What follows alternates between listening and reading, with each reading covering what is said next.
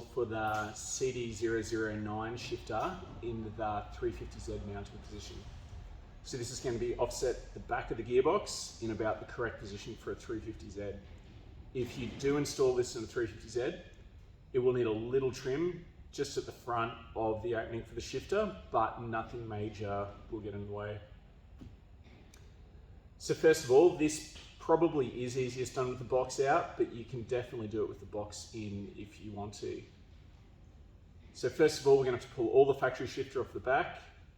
Then we're going to have to pull the top cover off the box here.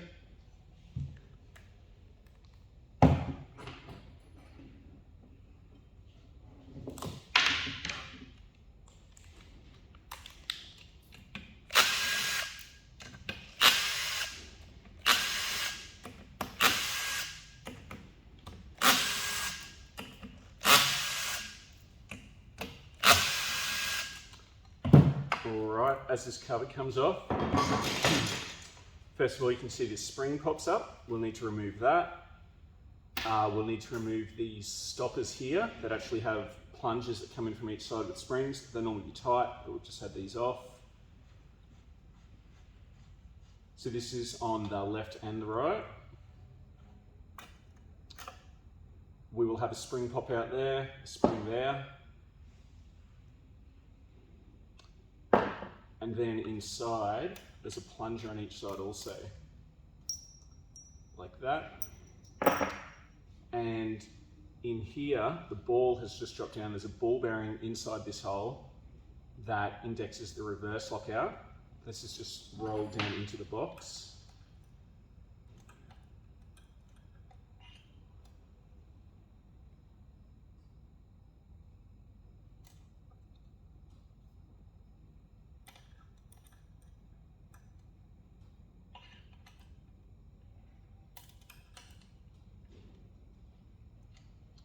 Alright, get the one out finally.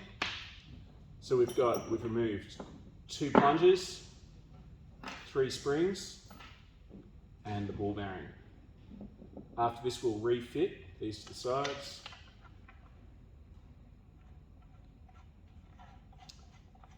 Bit of thread sealer, tighten them up like they were. Next step, the ball detent here, we will remove this.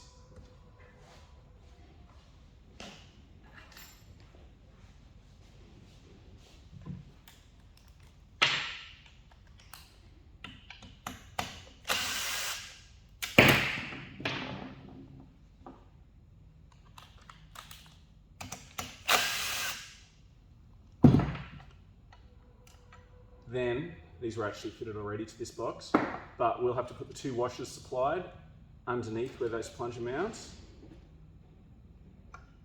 and refit the bolts. This will just give a little bias towards the first gear side of the gate, so it's easier to locate reverse. Well, sorry, to find first again after locating reverse.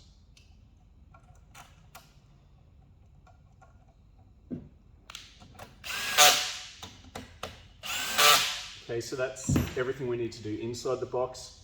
We will refit this top plate.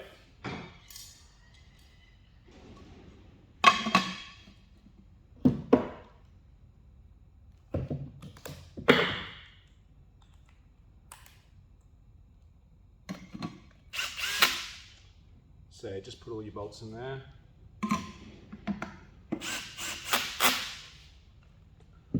Alright, next we can start fitting the parts to the rear of the box.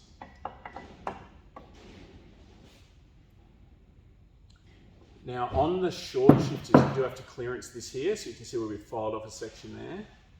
But on these longer 350Z position shifters, you shouldn't need to clear it. Just keep an eye out that it does sit firm down on the flanges where it should and that it isn't bound up on that, but you should be right not to do any work there. So first up, we're going to fit this component here. Now some of these were shipped with a roll pin here protruding to the inside there. This is something we've used in other shifters previously. It's something we're not utilising on the 350Z shifter. So if you can just get some vice grips or similar, or multi-grips, push that back through so that's flush on the inside there, you'll be good to go. So next we fit that on like this. Line it up with the hole. Fit the roll pin.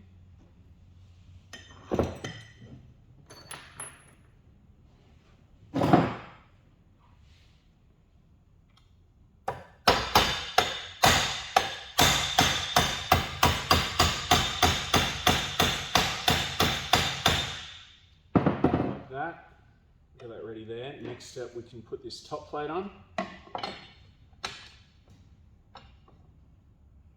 We'll put the front bolts in first.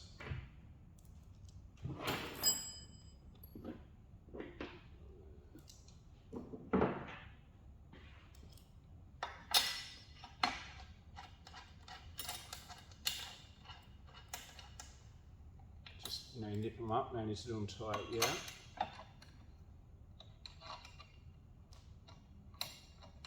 Now, if you do have a Cd009, we do need a slightly different fitting at the front here. So this circle here will be supplied different. It's just got the offset required to make everything line up. So if it's not working out for you in that area, let us know.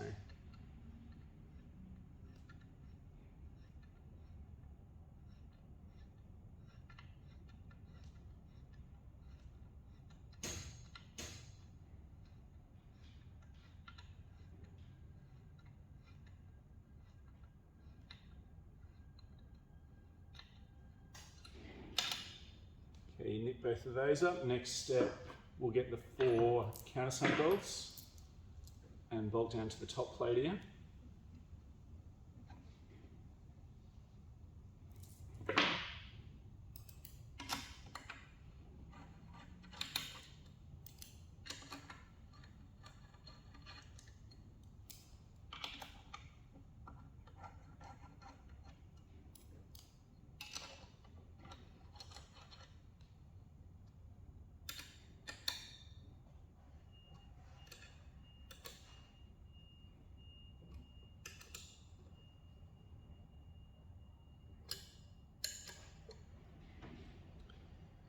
Alright, might as well do these ones up nice and tight. Next, the side braces. So these just line it up the way it goes. What do we got? So that's the right hand side, that's the left hand side. Now at the front here, we're now fitting countersunk bolts. Some of the very first kits we had just normal socket heads. If you don't do them up really tight with the socket heads, they can move around a little bit. So we've gone to countersunk on all of them now. At the top end, there's countersunk on the rear hole and a socket head on the front.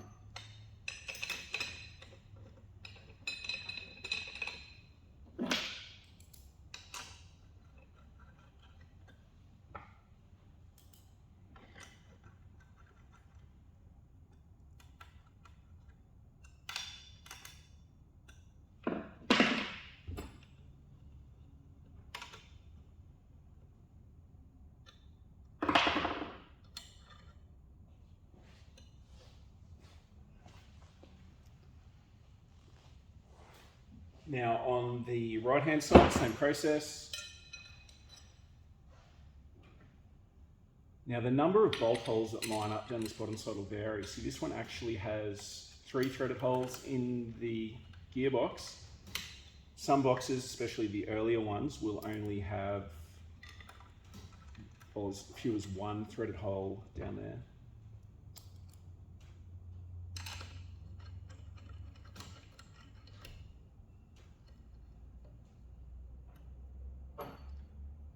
So do up all those bolts, tighten all this up, actually get this one in there.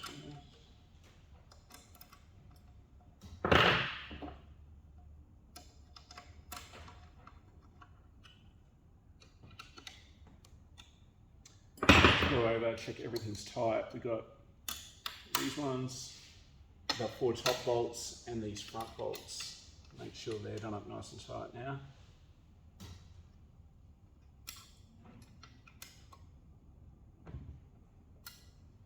Okay, the next step, we'll just check this is still neutral. Yep, it's a neutral position. This box actually has a hole cut out the front. Yours won't look like that. We just did that to test everything. You'll want to fit the shim plate. So, it's a good time to grease everything up. I'd grease the fitting in there, especially this groove where the ball runs. Put whatever you want in there, really. I mean, the more grease, the better. Now, downshift to shifter, they are tight to shift because this indexing is quite strong. Once it's mounted on the box, it'll feel fine. But if it's in your hands, you probably have little chance of actually moving it like that. See this one, just downshift as many times as you can like that. All right, so you can't go any further. That's in first. Now we need to go to neutral, which is halfway between first and second.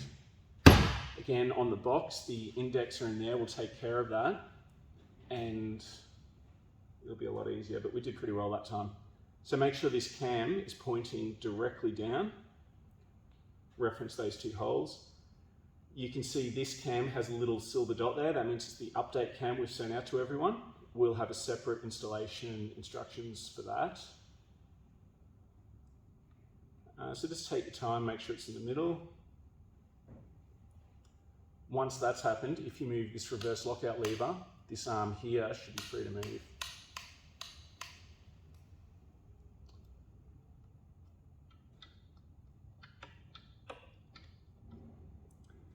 Now this next step can actually be, you can get them in like this. If you get a screwdriver in there, we can lever across there and slide that in, but it can be a lot easier if we just remove this side cover.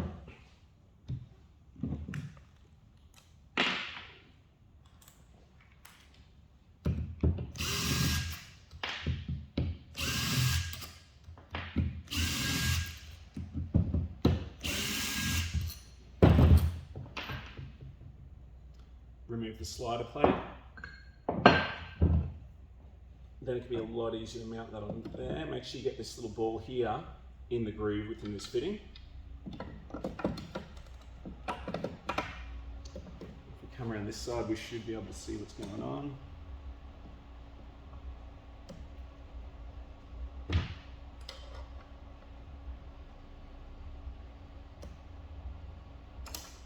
Make sure that's down like that. Actually hold this with your hand, it'll be a little easier.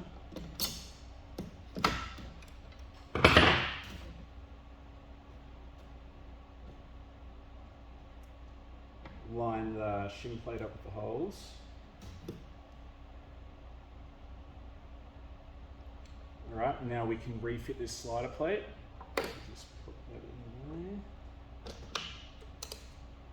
there. And refit the side cap.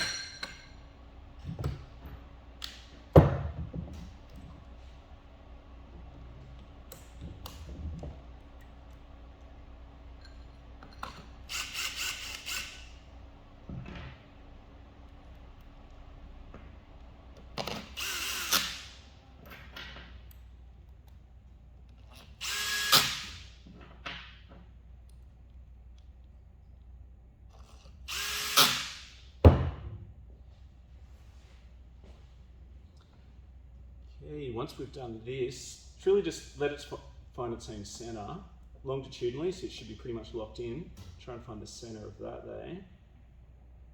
And slide it kind of towards the left, seems to give the best results. Then fit the main bolts with 4mm thick aluminium washers, along this one in the back, this one in the front, this one in the rear. And then we've got the hex one on the front left.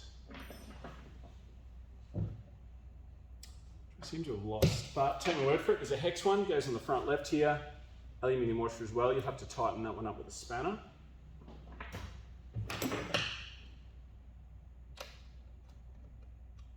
Tighten these down. Make sure the shifter's running parallel to the plate.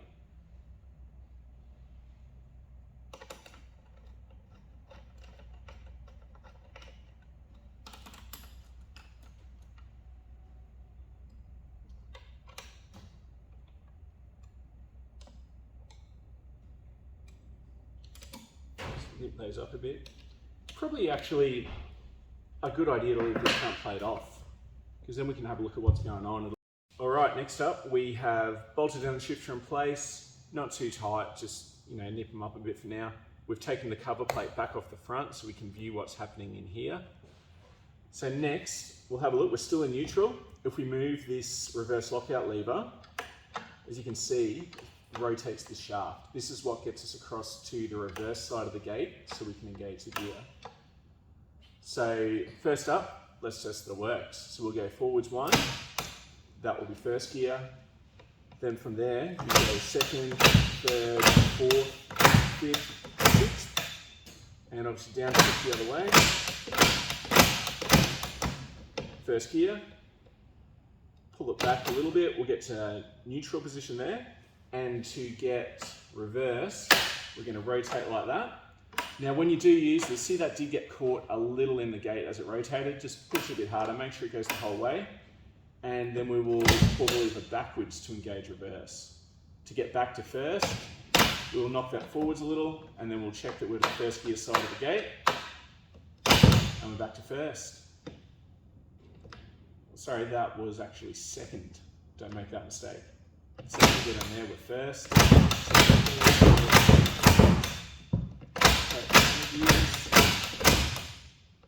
Okay, now that's almost a complete install. The only thing we have left to do now is to fit the drill square to the rear. So we should go over a little more what's exactly happening here. So if we go down to say second gear, if it goes in smoothly, that's good. We shouldn't feel it binding up at the end of the shift.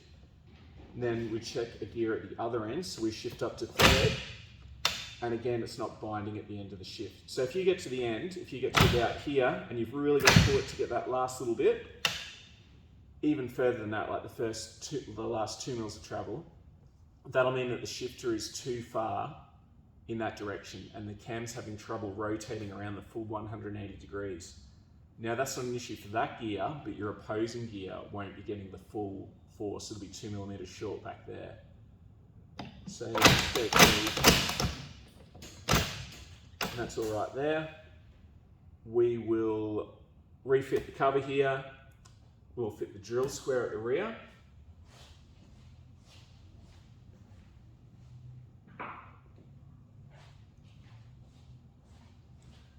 This is the drill square part. This is very important. If you don't put this on, I guarantee you'll get out on the track, it'll jam up on you.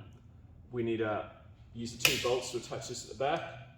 There's a countersunk and a cap head M5, and then drill 2 holes to fit the roll pins. There's 2, I think there's 6 millimeter roll pins we supply for this, so drill your 6 millimeter holes straight down, hammer the roll pins in, and that's going to lock everything in place.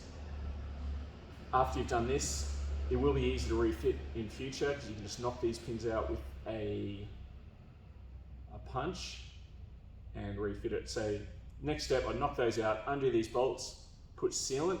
When you bolt this together, probably not too much happens if you don't. I mean, this one doesn't have oil splashing in it, but it would be a little bit neater. Refit it, fit your roll pins back in, and fit the cover plate on the front. Now, if you are running the position sensor, bolt it onto this side here. It'll index in. There's a little bracket holds it there. If you're not running the sensor, make sure you put the bolts in so we don't get dust in those holes because they are a through hole. The angle of the shift lever and the lockout lever are both adjustable. So we can just adjust these here. Now this should be quite tight. I think it's 22 Newton meters we tighten this to because that is just a clamp. So put it wherever you feel like, tighten it up. And put a little bit of grease on the thread there so that slides in smoothly, making sure you don't get it on the clamping surface. Then the lockout lever, it's the same. Now for this lockout lever, you do have to make sure that you've taken out the place. You may put that on there, and if it's out too far, we can have a lot of rattle in there. So we need to push that in all the way, and then get something flat, like maybe a small screwdriver, and just pry that back out the other way.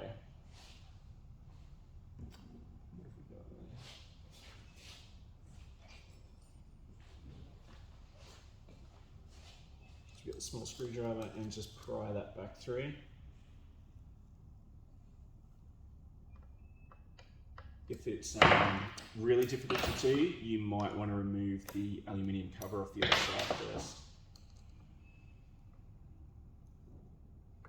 But there you go, actually pretty easy. We don't want it clamped up on there because this does say still while the main lever shifts.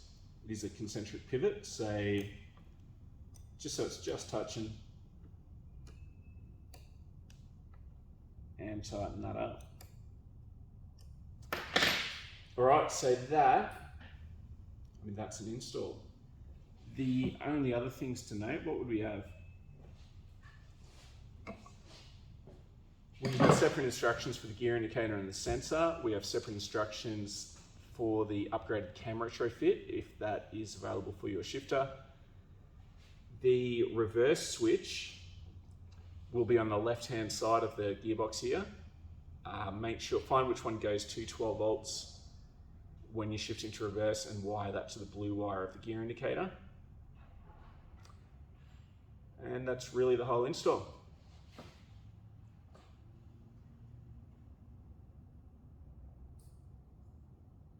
Another little thing to cover, actually, we need these shift knobs. You want this logo to line up, just so it looks neat. Pull it back for the plus, forwards for the negative. It is supplied with 5 different shims, different sizes. Pop the shims under there and you'll get the exact angle you need. All right, that's it. Thanks for watching.